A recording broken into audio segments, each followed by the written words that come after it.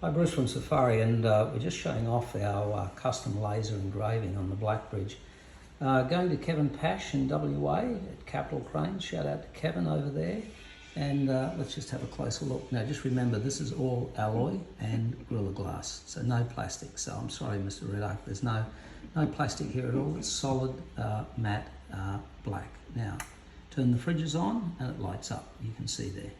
And turn the fridges off. He's got LEDs, he's got a rooftop tent, and that lights up. So we've got 6 switches here that we can custom engrave, that you can see. I'm turning these on.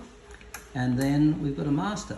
Touch the master here, everything turns off, turn it back on. Everything comes back on again. Just boot straight up over here.